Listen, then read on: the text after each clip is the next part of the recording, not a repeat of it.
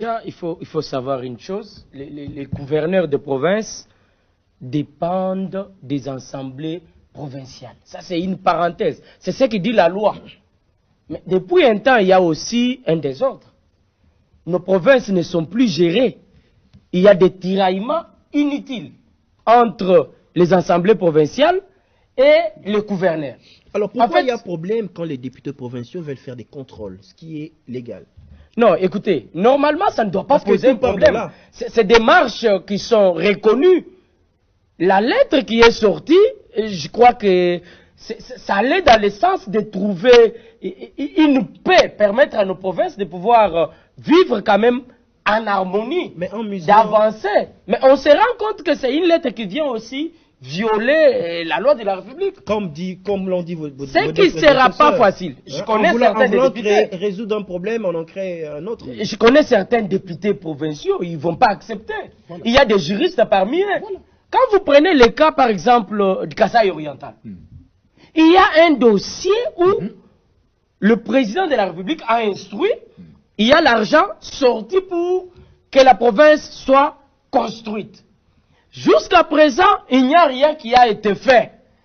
Comment vous voulez que les députés provinciaux puissent fermer leur bouche? Et pour Kinshasa, le gouvernement, gouvernement central décaissait 2 millions de dollars. C'est des choses qu'on doit tous combattre.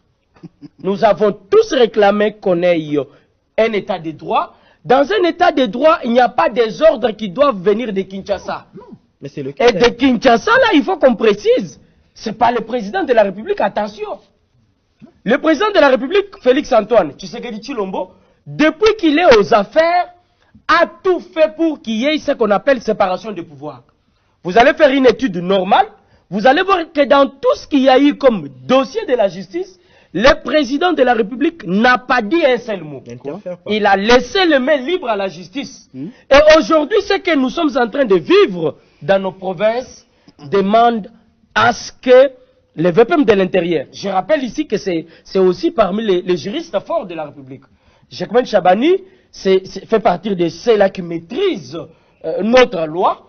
Je crois qu'il est temps qu'il puisse essayer de voir dans quelle mesure de possible il faut trouver une autre voie de sortie.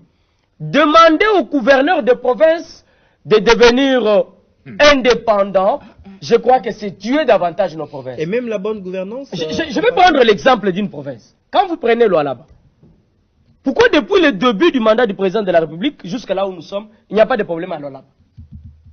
Pourquoi les gouverneurs refusent de travailler en transparence